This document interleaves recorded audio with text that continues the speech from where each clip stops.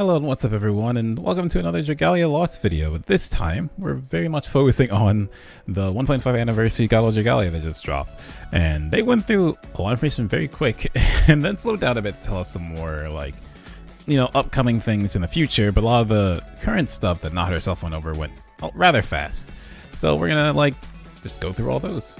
So they started the video immediately announcing the next Dragalia, and I was very, well, not surprised really, because I expected Alex would be next. She's the only story character besides the androids that hasn't gotten one, and we probably won't get the androids for a bit. They'll probably do like Leaf next or something like that. But yeah, so we got Gala Alex, and the first thing that stuck out to me, well, unfortunately, she isn't the Gala Dagger I've been waiting for.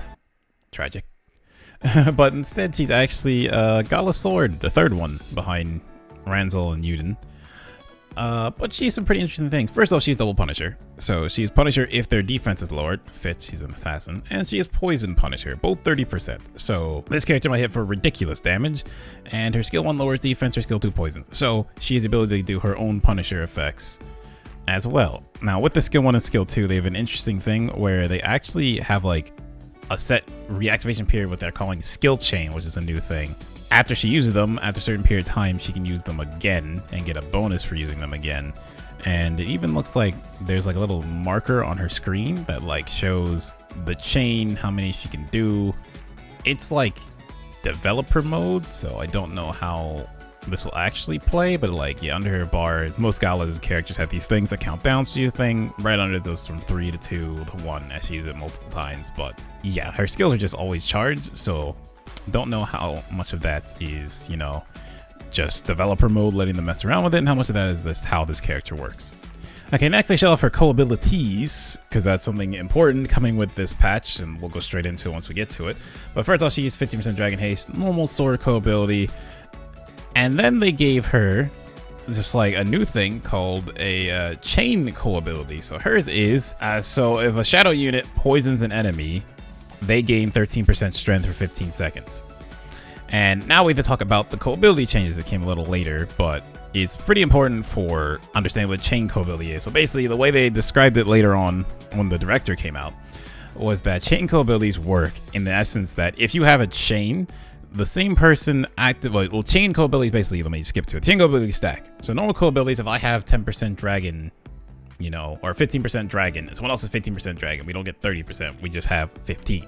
With Chain-Coabilities, what they show is if you have 10% strength on one person and 10% strength on another person, they'll stack to 15. Something else they've confirmed for us is with Chain-Coabilities is that every character in the game is getting them. So this is going to change up team compositions, because you use your own characters for who you're using on your team. Is going to give you more reason to bring different characters, because maybe like, say I take, I don't know, like Cleo. Maybe I want her to not have like, oh, if you poison, you get extra damage. Well, that doesn't really work with Gala Cleo. So I can set up a team that maybe that's skill damage, shadow strength, maybe skill speed as like a team of units, and like level them up differently. So it gives you more reason to invest in more units, which is good, because a lot of Dragalia, you can kind of have a set team of set units, so you don't really need to work on anyone else. So another good change with the Chain-Coabilities. There's another pretty important change to coabilities, which honestly I didn't see, but it is in line with what they do in raid events. So instead of you get coabilities across your party, so your group of friends or the random pug you're in, you actually get the coabilities of your team. So you actually can build characters and mix and match characters to build coabilities within your own team, instead of having to rely on other people. So like a lot of like endgame content, you need a wand and you need a blade, because actual strength increase and spell damage increase is actually really, or skill damage, sorry. Strength increase, skill damage increase is very important. So the way you do that is you have to actually people have to bring characters who bring that to the table. Now you actually can just stack your own team with coabilities and Chain-Coabilities, and like mix and match how you're building your team versus what other people do with their teams. We're mostly done with Gala Alex, besides that she's coming out like next reset. So I'm gonna keep going with the team stuff and abilities, because there's some other stuff that's really important that they talked about. So the next thing is they're changing how skills work. What they're doing is your adventurer can take 2 skills from other adventurers on your team. so that's another reason that like they're trying to make team comps even more important. Like team comps are already kind of important because it's how you're basically gonna get stronger. So you're gonna be able to do content if you have the right members of your team. But with these changes, you're actually rewarded for your team build because you can use more abilities. So this reminds me of almost Fire Emblem Heroes-esque when they added in the ability to take skills and weapons from other adventurers and then move in other ones. Because then you're like, oh, I want this adventure to grab this skill. Except you don't lose the adventure like you do in Heroes. Or do you lose the adventure? Yeah, I'm pretty sure you do. It's been it's been a while. You don't lose the adventure like you do in Heroes. You actually gain a bonus for having them, and you get their co-abilities, and you get their Chain-Coabilities.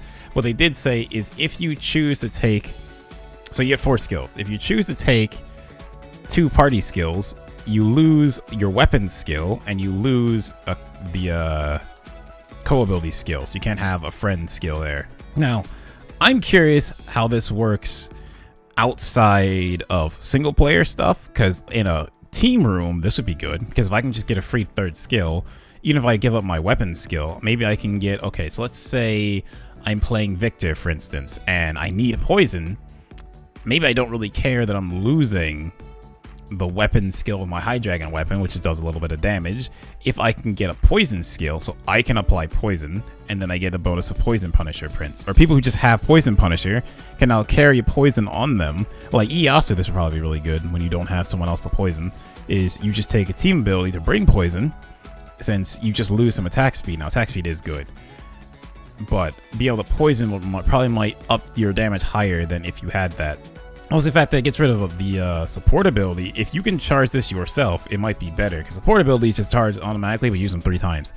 In like Mercurial Gauntlet, for instance, having a heal 4th ability could be really good if you can charge it yourself and don't have to rely on, oh, I need so-and-so support to do this. But it's based on your own team, so I'm really curious if you like double stack if you're doing solo content. Like, can I use that person's ability and they use their own ability? Like, it's gonna be very interesting to see how they balance this, because it's a really cool change, and I think another way of rewarding players for thinking through situations and coming up with ideas to beat stuff. Because a big thing with Dragalia, as we've seen with the Jitos, which is not content made for endgame players, it's content to catch people up, because Master High Dragons were pretty ridiculously tuned. At least Midgar and Jupiter, which is why you see Wind and Light Jitos first to make Fire and Dark weapons to beat those bosses. Speaking of a Jito, they basically showed off, I think, the next 3 in an effort to show off that, hey, we're going to move through these quick. Because again, the issues I'm hearing from people who play Dragalia, because a lot of people I know who play are at the high-end level, is that there's not a lot to do, because the Jito content isn't made for, you know, us, the high-level players. Is not made for that, because it's made to catch people up, because again, Master High Dragons have such a low % clear rate that they have to do something to make sure people are getting through this content. So rather than wait, they're releasing Ajito fights that are easy enough that you can get a weapon to do those. Now, Ajitos we know are getting masters. We know the weapons are getting stronger, so I'm guessing they're trying to get through them, which the fact they showed off Ciela, who looks like the water Ajito, so you'll probably get wind weapons from her. And they also showed off Ayaha and Otaha, I think, who look like the fire Ajito, so you're gonna get water weapons from them. So they're probably moving faster in an effort to, hey, we gotta get people caught up, get people doing this content, and then move into the next one. Also, I think they showed off the Dark Ajito within the like campaign. So they talked about campaign stuff, and they showed us basically the Ajitos are joining the campaign, and that's how they're gonna fit into the story. Like in June, we're gonna raid the Empire's building or main fortress, and the Ajitos will be people they call on to battle us. So that's how they're going to fit into the story. And they show one with Shadow, and he talks about on both Light and Shadow. So I'm guessing this is the Dark Ajito, which honestly looks a little like Harl. So we might figure out Harl is actually an Ajito this whole time. Anyway, that's like my tinfoil hat theory about that. But I feel like I'm not too far off. And more than likely, they're moving through Ajitos quickly because they kind of need... I was expecting them to just announce a bunch of Ajito stuff because, like, again, Ajito's not content for established players. It's more a catch-up mechanic. It gives us weapons, so there's a reason for us to do it, but it's not really difficult, so we just get it done and then we're like done. But it's a way to get other people caught up who couldn't do other content, so they need to really come up with something new for those established players, which it seems like they're moving faster in terms of this stuff. Like, I imagine by June, all these Agitos will be out, and then by like July, August, they'll release the Agito Trial Masters. They might drop them all at once, like they did with High Dragon Masters, and those will be more difficult than Master High Dragons, which I can't even remember Agitos technically would classify them. No, I wouldn't. Like, Master Midgar was harder than Volk, and Master Jupiter was way harder than Cayenne. So no. So the Masters will probably be harder than that, and then we'll get new upgrades to Agito weapons and much other stuff we can do from that. So that's exciting, but it's a pretty far way off. So I imagine between now and then we'll get some more news though. Okay, next we're gonna start rapid firing through a lot of Knots things, not some. And the other thing the developer said that we're like not as tuned to where I am, which is like I want to do content and I want to get stronger with adventures, and then you know, we'll do the last bit, which was a surprise, and we'll wrap it up. All right, so first with Knot, for the 1.5 anniversary, we're having daily logins. Included in that is Mini Zodi. So I think what they're going to end up doing is a lot of these, you don't know, they have Twitter little comics drawn by parts of the team that have mini versions of I'm about to say High Dragons, but mini versions of the main 5 dragons. I almost said 6, thinking of Grand Blue. The main 5 dragons and all the other dragons. So we're probably going to slowly get the mini ones of the main dragons, and then we'll go from there. Another thing they showed off in those comics is, well, not really comics, but the drawings, is the human form of Jupiter, which I assumed we were going to get as a Gala character. We haven't yet, but maybe that'll be next there, Alex, now I think about it. Anyway, next thing is for the Gala, we're going to have 6 days of free 10 pulls. So Gala is one of the best banners in Dragalia, not the one of, it's the best banner in Dragalia, because it's rate up 6% on every single unit in the game. So there's a high chance you're going to get some good unit, even if you don't hit the Gala units, and most of the Gala units are good, and as you're starting up, they're a big upgrade until you get better stuff later, but you can even hit a lot of new units with all the new stuff they can do through this. And they're resetting the social rewards again. If you don't know what that is, basically, as you play with people you don't know, you gain 50 Wormite every time, up to 20,000, up to 2,500, so really good. Again, just good for everyone. I can't even say for new players, it's good for everyone. Now, this is interesting because something I was doing, because I was even running Onslaught and Dragons just to get some materials, because I'm slowly still working on them, but I don't really need to. Most of those buildings are done.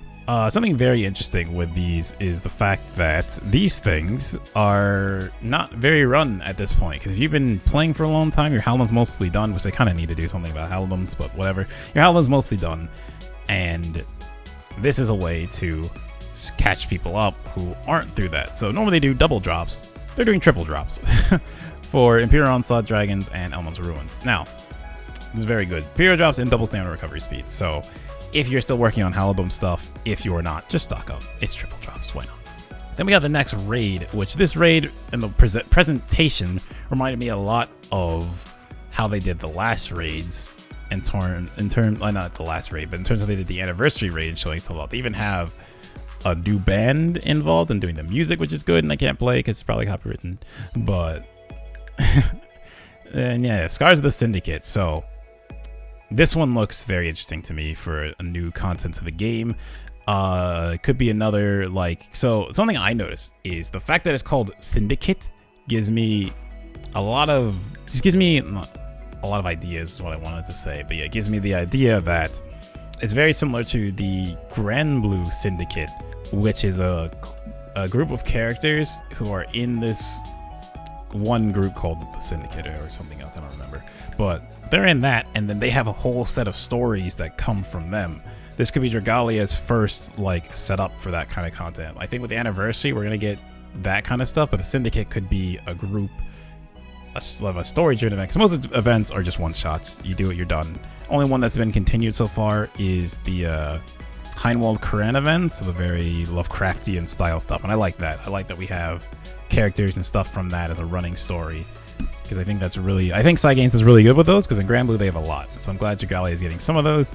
And I like the character.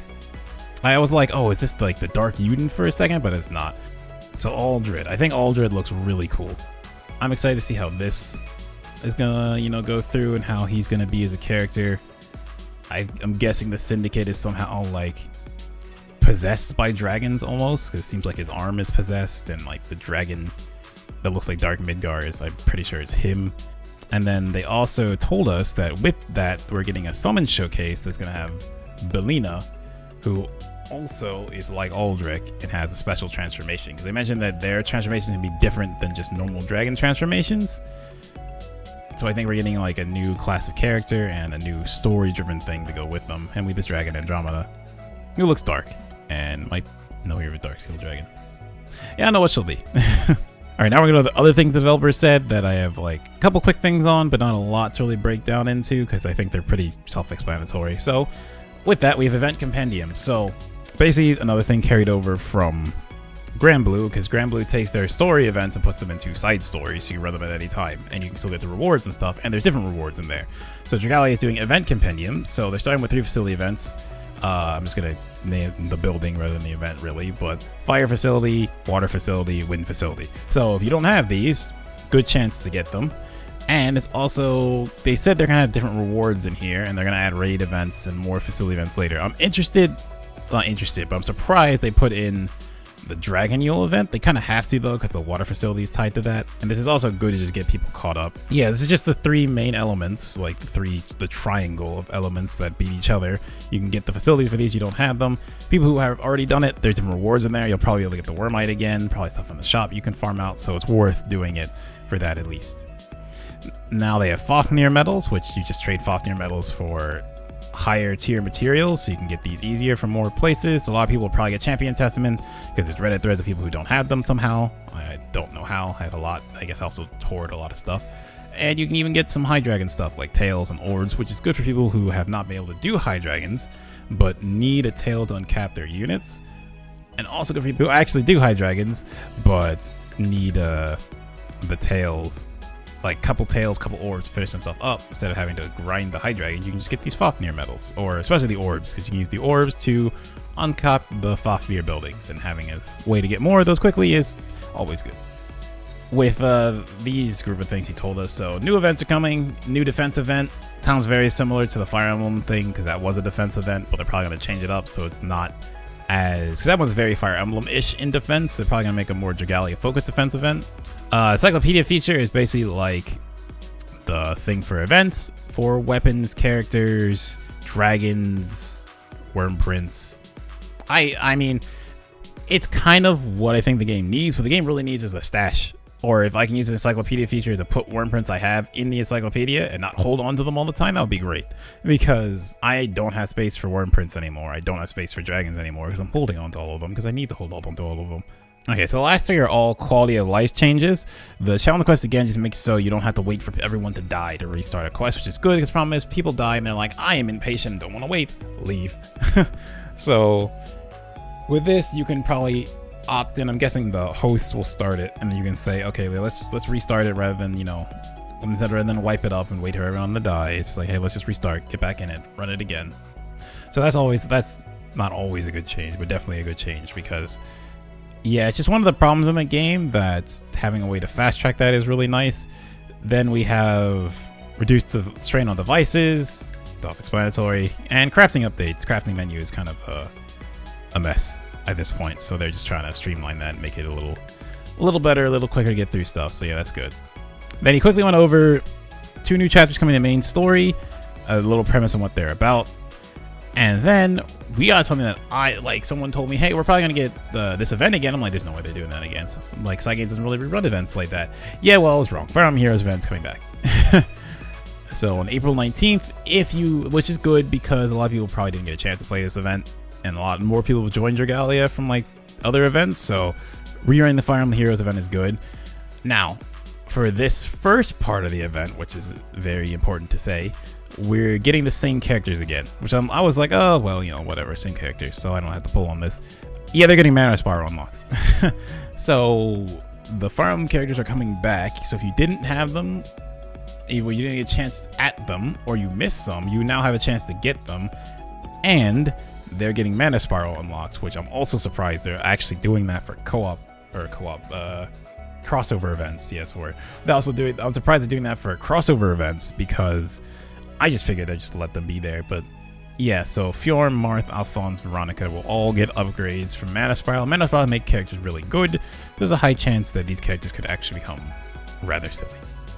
And then something I didn't expect, or I was hoping for when they said we were bringing it back, is that there's actually another crossover event coming. So they're doing the rerun first, and then they're doing a new crossover event with Fire Emblem Heroes. My hope is, with the new crossover, they're going to add more characters. Like, I want Anna. From Heroes, Anna is one of my favorite characters, so I really want Anna to join. I would also love if they did Robin. Male Robin. But we will see about that. And yeah, that's basically it for what was talked about in the Dragalia Digest. I'm like all over the place because I think they announced a lot of really cool stuff, but I think for people who are progressing through the game, this is great. Never gonna say it's bad. I think people who are at the end game already wanted a little more stuff. We kind of need to know what's, because like I'm saying, there's not really content for us. Reality, we pop in, we do events, we put it down, do other stuff. But I kind of like that with Dragalia. I open up, I do my dailies. When I need to do anything, I put the phone down, I play something else. But I get the point when people really want to have that sense of community and want to run it a lot that you kind of can't right now, because Agitos is content that if you were doing Master High Dragons, Agitos is not hard content. You kind of go in, you do it, and then you're kind of done. Like, you can farm the heck out of it to get weapons, which a lot of them have been doing, or you just like go do something else, and then people are like, oh, game's dead. I don't think the game's dead. I do think the game needs more stuff tailored to like their high-end players, because a lot of them are currently in a drought in content, really. So I'm very hopeful that it looks like they're fast-tracking Agitos, because they normally announce one at a time. They basically showed us the last 3, I'm pretty sure. So we're gonna get those, and then we're gonna see what comes next, because the game definitely needs more stuff, and I hope that we're getting to a point where they're gonna do more new things and like make it really, really spice it up, because like Agito content is cool. I still like it, but yeah, it's not hard. You really do it like most dragons, where like the whole community is like trying to figure out, okay, how does this work? How do we beat this? How we figured it out? Cayenne was beaten within like the first few hours. People beat Cayenne on expert. Like, that was unheard of for high dragons. Some high dragons were like several hours, if not a day, of people just trying to find what strat works, how everything works, how you're supposed to deal with this stuff, the cool, interesting ways communities came up with beating it. Yeah, Volk and Cayenne isn't really that. I think Volk was more intuitive in the terms of you to figure stuff out. Cayenne is pretty straightforward, honestly. With what you get to do with him, it's pretty silly. But again, it's needed content because people couldn't do high dragons, so I'm not knocking it at all. I'm just saying we need to do a little more in that aspect for the established players to give them more stuff. And I'm sure the next Dragalia Digest will probably have all the Agitos by then, and we'll see what's coming up next. So until then, catch you guys next time.